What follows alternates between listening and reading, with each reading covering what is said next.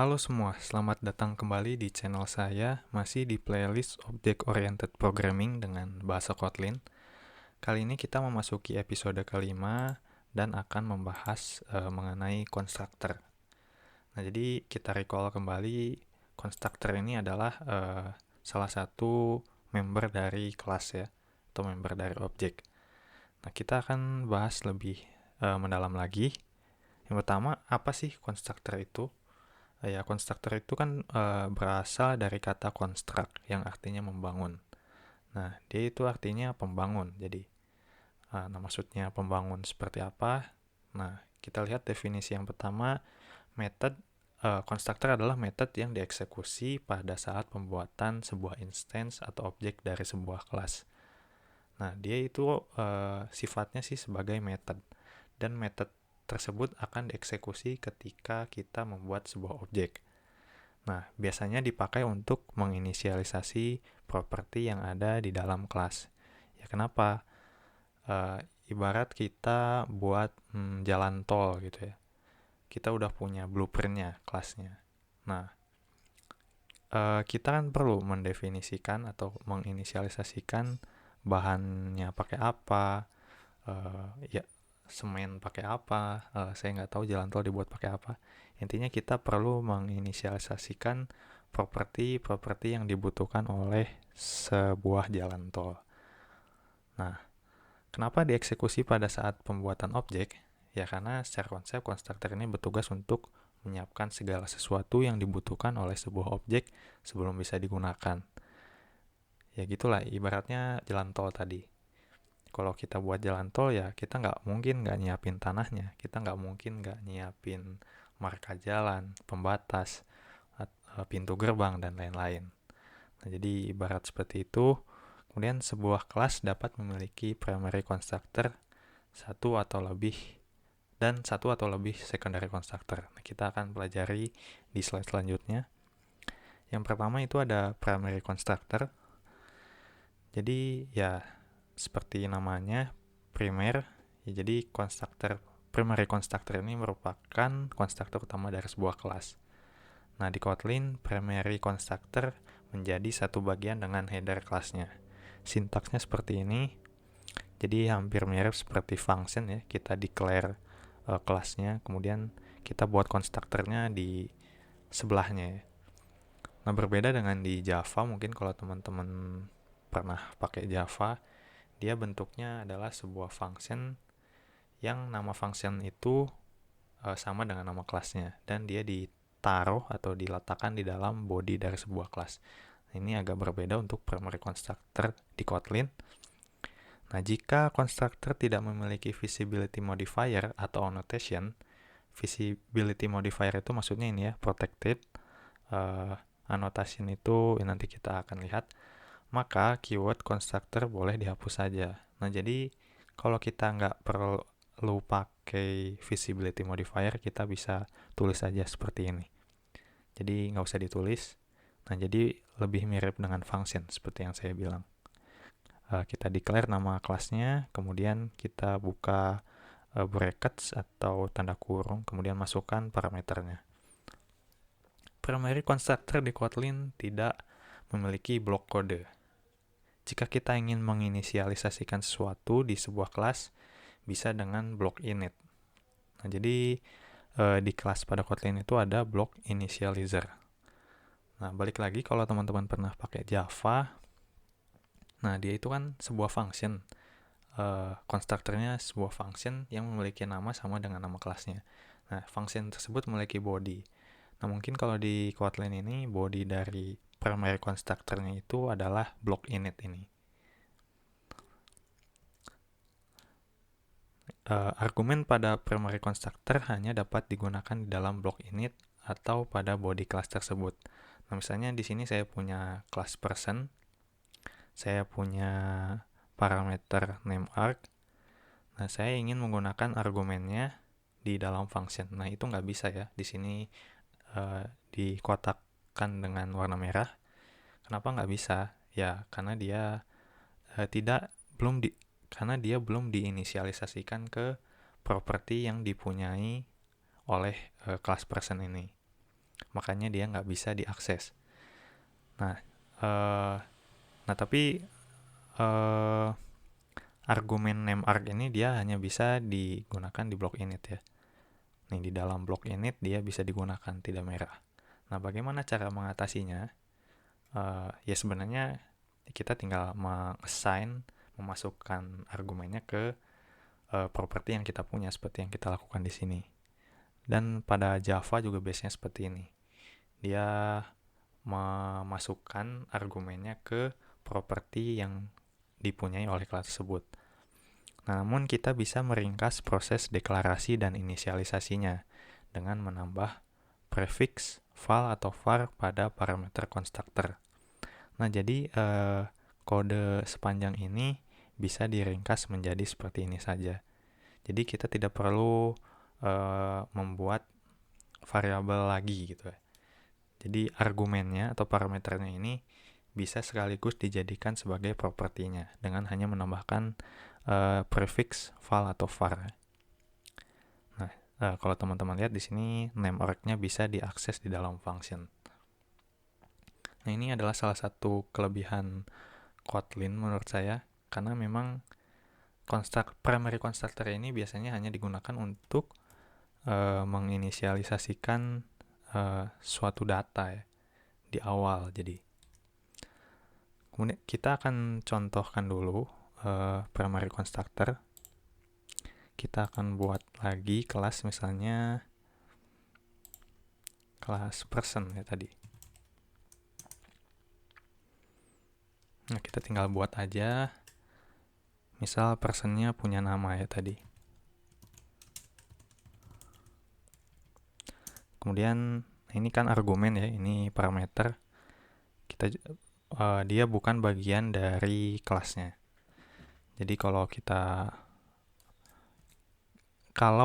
argumennya ini ingin menjadi bagian dari kelasnya atau jadi properti dari kelasnya, kita tambahkan val atau var tadi. Nah, kemudian kita buat function misal get person name.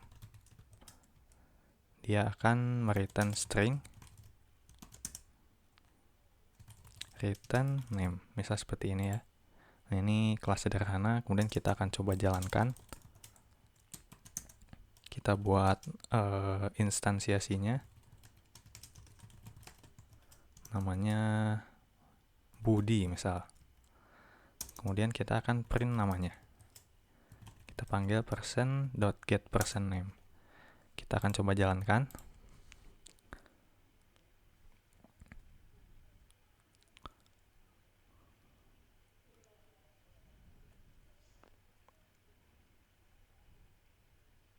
Ini mungkin agak lama, jadi saya akan recall kembali sambil menunggu. Nah, ini jadi adalah bentuk umum dari kelas pada Kotlin ya. Ada keyword class, kemudian ada nama kelasnya, kemudian ada constructor di sini. Teman-teman bisa tambahkan constructor juga kalau ada misal visibility modifier. Visibility modifier ini nanti saya akan jelaskan di video-video selanjutnya. Nah, cuma kalau nggak ada visibility modifier atau annotation, kita bisa hapus constructornya. Nah, di sini outputnya sudah keluar ya. Artinya ya function ini berhasil dijalankan dan mereturn memiliki nilai balik, yaitu nama dari personnya, yaitu Budi. Artinya kita sudah sukses membuat constructor pada sebuah kelas. Kita akan lanjut lagi. Oh ya, saya lupa mempraktekkan blok init tadi ya. Kita akan buat blok init. Kemudian di dalamnya saya akan print sebuah teks kelas atau objek person dibuat. Nah, saya sudah bilang bahwa blok init ini adalah bagian dari constructor juga. Tidak benar-benar bagian dari constructor sebenarnya. Cuma blok init ini dia akan dijalankan ketika proses pembuatan sebuah objek. Ini sekarang coba kita hapus ya. Berarti kan ini kodenya kita hanya membuat sebuah instance-nya. Maka jika kita jalankan, nah blok init ini akan tereksekusi. Ya, ini jadi sejalan dengan yang saya katakan tadi, bahwa blok init ini dijalankan saat objeknya dibuat. Kemudian kita akan lanjut ke materi selanjutnya, yaitu secondary constructor. Ya, sebuah kelas dapat memiliki secondary constructor. Jika sebuah kelas memiliki primary constructor, maka setiap secondary constructor-nya wajib mendelegasikannya kepada primary constructor, baik secara langsung maupun tidak langsung, atau lewat secondary constructor lain. Nah, maksudnya mendelegasi ini gimana sih? Intinya, primary constructor itu kan berarti dia constructor utamanya.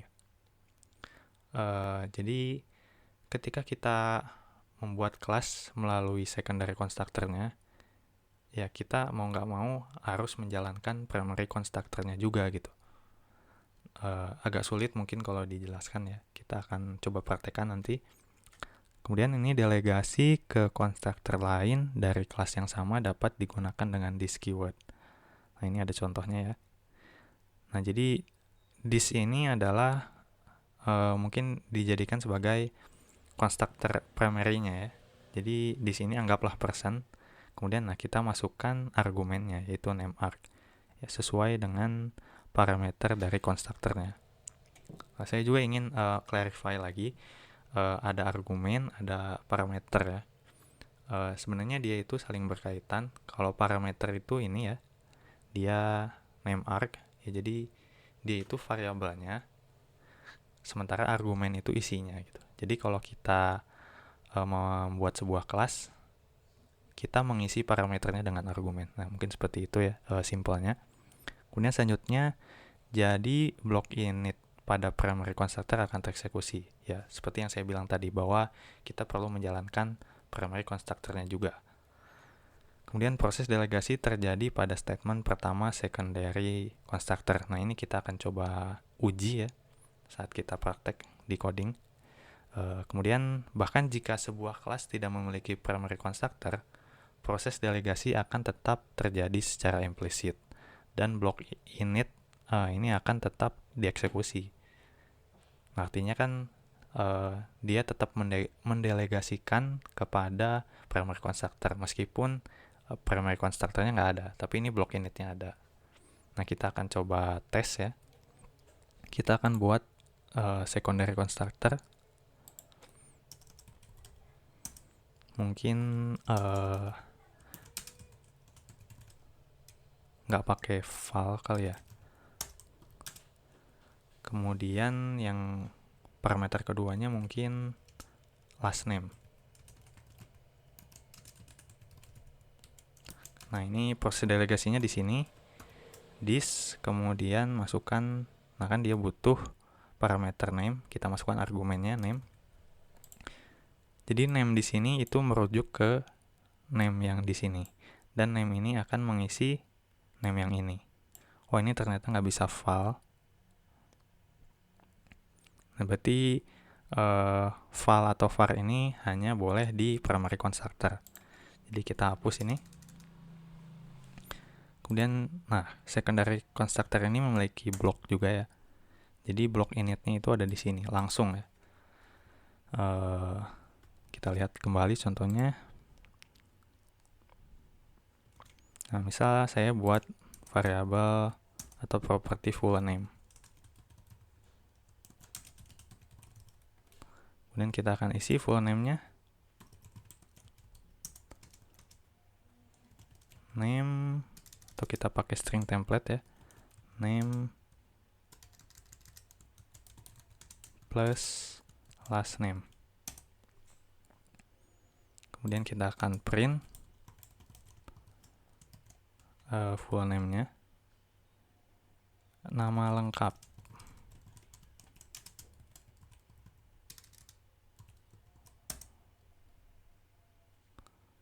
Nah, kemudian kita akan coba membuat objek person ini menggunakan secondary constructor.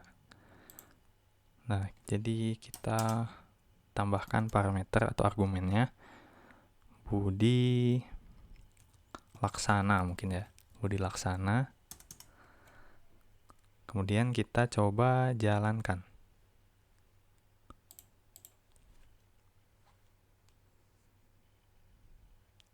Nah, proses delegasinya terjadi ya, bahwa blok ini dieksekusi, kemudian blok yang ada di secondary constructor juga dieksekusi, karena kita membuat objek personnya menggunakan secondary constructor. Nah, kemudian kita juga akan membuktikan tadi bahwa dikatakan jika sebuah kelas tidak memiliki primary constructor, proses delegasi akan tetap terjadi secara implisit dan blok init akan tetap dieksekusi. Nah, ini kita coba ya. Kita hapus primary constructor-nya. Otomatis ini juga kita hapus. Kemudian ini kita ganti jadi full name mungkin. Berarti otomatis kita hanya punya secondary constructor. Ini juga saya akan hapus ya, untuk mengecek bahwa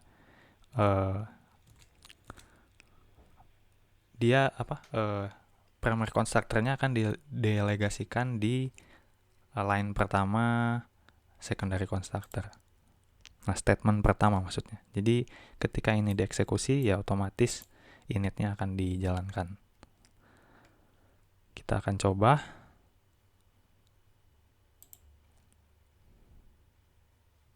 Nah, kan blok initnya tetap berjalan seperti dugaan kita semua. Nah, artinya statement tadi benar ya, bahwa primary constructor itu akan tetap didelegasikan meskipun tidak ada. Ini clearnya. Secondary constructor akan tetap mendelegasikan primary constructor meskipun kelas tersebut tidak punya primary constructor. Jadi sebenarnya dia bukan tidak punya constructor, tapi primary constructor-nya itu implisit alias nggak kelihatan gitu ya. Mungkin cukup sekian untuk tutorial dari constructor. Sebenarnya ini gunanya banyak banget manfaatnya. Contohnya ya dalam pembuatan objek seperti ini ya, misal kita buat person 2. Nah, nanti ketika kita buat kelas person, jika konstruktornya ada banyak nih ya, kita coba buat lagi.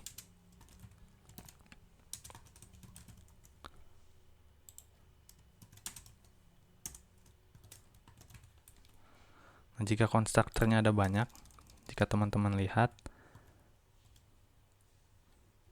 harusnya di sini ada opsi lagi ya, 2. Nah, ini kan ada 2 kan, kita mau pilih konstruktor yang name aja atau yang ada last name-nya juga. Ini mirip-mirip seperti function juga ya, mirip-mirip seperti overloading yang kita pelajari di video sebelumnya. Jadi ini memberikan keleluasaan atau kedinamisan bagi kelas yang kita buat. Ya, mungkin cukup sekian untuk tutorial dari constructor. Semoga bermanfaat. Kita berjumpa di video-video selanjutnya.